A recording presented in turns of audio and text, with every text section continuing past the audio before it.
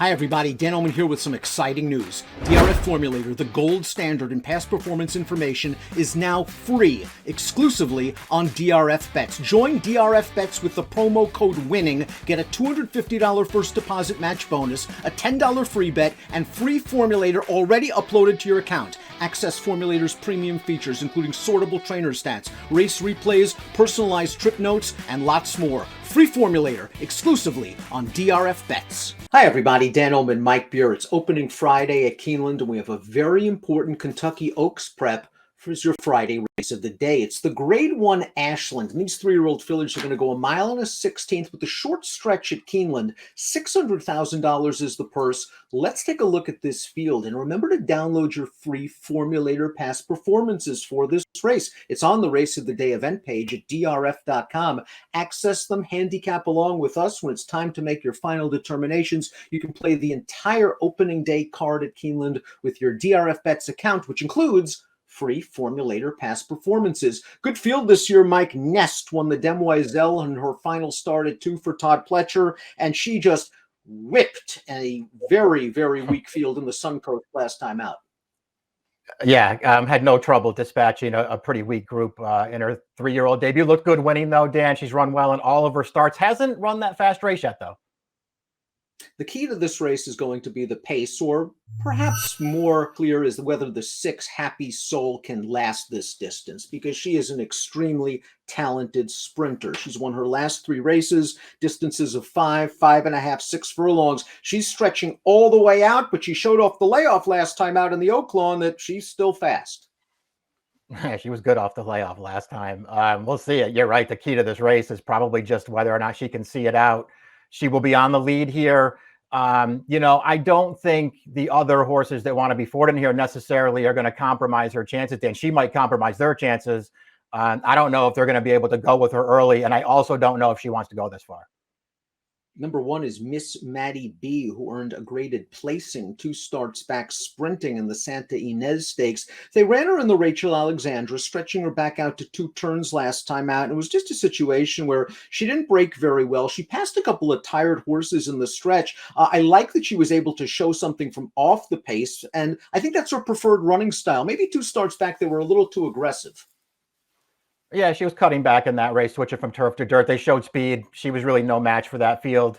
Things didn't go great for her last time, Dan, I guess, as far as a trip goes. She broke a little awkwardly. She was outrun, sort of got held up a little bit behind horses around the second turn, and then ran on through the stretch. It's also at least worth pointing out, though, that pace was pretty solid. So she had something to run at there. I don't know. I could go either way on her, I guess. She obviously has to improve to win here, but she is going to be a great price. Eclipse Award winner Brad Cox sends out the 2 Interstate Daydream. This was a very early 2-year-old for Brad last year, winning her debut at Belmont at the tail end of June. She ended up running an okay second in that Adirondack and then disappeared, but she returned with a vengeance. Let's watch her one and only start at 3. Her first start around 2 turns, and she was able to get close to a moderate pace, and once she takes over the lead, it is good night, Irene. Yeah, she just galloped in this race. Giroux had a big hold on her, sitting off that horse who was the favorite there, the one who she's leaving in her dust right now. Just took a big hold to sit off that horse until it was time to go. And when it was time to go, she just blasted this field. It's going to be a lot harder for her to run as well this time, Dan, just because she's going to be stalking a much better horse on the lead this time. And Happy Soul, I don't know, maybe it won't make any difference at all. This, I will just say, this filly did run really well on both of her starts as a 2-year-old last year. Even the loss in the Adirondack, she ran really well in that race. So I do think she has talent. If she can run another 89, she's going to be tough in here. She brings the best last buyer speed figure to this field, but you're right, Mike. She's going to be chasing likely a faster pace and certainly a more quality pace setter in Happy Soul. Awake at Midnight is up next. She's the number 3, and she ran okay in that aforementioned Santa Ynez to finish ahead of Miss Maddie B. I like the performance she gave. She was kind of wide every step of the way. She was second best to the odds-on winner Under the Stars, and last time out in the Rachel Alexandra, she again finished ahead of Miss Maddie B, and she faced a pretty good field. Yeah, she did, and she was wide in that race as well. I thought her Rachel Alexandra was all in all, it was a pretty good performance. I liked her Santa Ynez prior to that. She's also run well on turf. It feels like she can do just about anything. I'm still wondering, Dan, how far she wants to go. I'm not sure that I totally buy her as a route horse at this point, but if she doesn't struggle with this distance, this is a race she can win.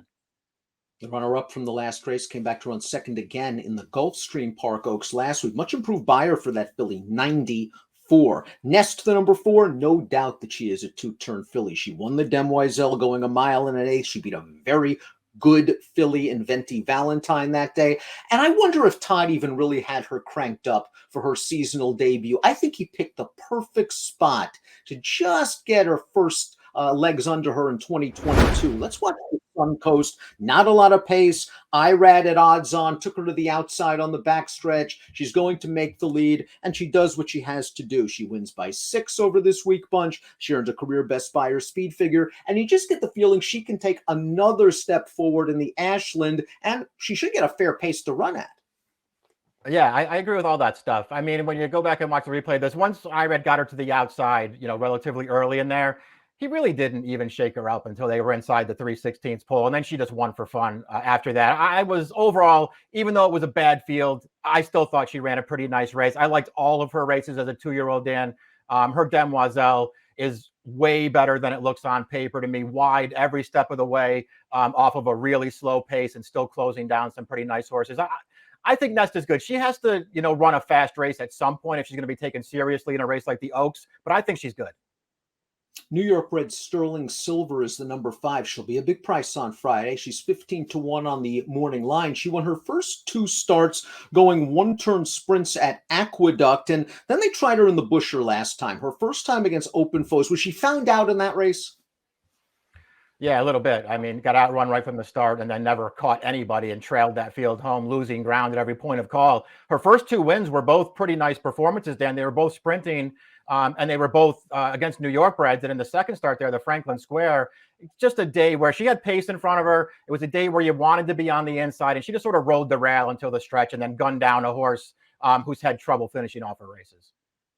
Happy Soul, the number 6, is 5-2 on the morning line and the likely speed in this race. And just think how precocious she was last year. By early June, she had already won 2 races, and she'd won both of those races by something like a combined 23 lengths. Then she went to the sidelines. And you always wonder with a precocious filly, are they going to come back as good, or has the competition caught up with them from a physical and mental standpoint? Well, Happy Soul can still run, as we saw by her seasonal debut at Oaklawn, sprinting in the Dixie Bell Stakes. And John Velasquez was able to secure the inside position on the backstretch. The pace was very solid, 21-1 for the half, 44-4. And Johnny just rides her out in the stretch. A very confident performance. The 5th place horse would come back to win in her second start off the layoff with a 95 buyer speed figure. She's going to go to the lead, and I think there might be enough pedigree to get her home, especially considering that there is the short wire at Keeneland going a mile and a 16th. Yeah, that's an advantage for her too. You're right, and it's worth noting that horse that you mentioned that finished 5th and came back to win with a big figure. It's the horse that Happy Soul was taken on the early lead in there. Put that horse away through the stretch, and that horse just totally gave it up while Happy Soul went on to win pretty impressively. I mean, I really liked her return from the layoff. Again, it's all about whether you think she can stretch out, and then what kind of price you want to take on that proposition. If you think she can do it, she's going to be a handful in here. Second start of the year for the number 7, Cocktail Moments. And I think this filly has some ability. She's going to catch a tough group, but she's going to be a good price on Friday. Let's watch her seasonal debut. It was a 1-turn mile, the grade 2 Devona Dale. She's kind of just going in place right now. And the very impressive Kathleen O gets inside of her, is able to split horses. Kathleen O is on her way, and she'd win this race, and then she'd go on to win the Gulfstream Park Oaks last week with a 98 buyer. Cocktail Moments somehow stays on for 3rd. She improved her buyer speed figure. I can see her taking a small step forward, second off the bench. Yeah, me too. Well, I didn't necessarily want to bet her off of this race where, she sort of lingered at the back with Kathleen O, got first run on that horse and just was really no match. She didn't run terribly, but it wasn't the kind of performance that, made me want to bet her back in a grade 1. I did really like her maiden win, Dan, where she came from the clouds with a big finish. I just don't know if that kind of running style is going to help her in a race like this.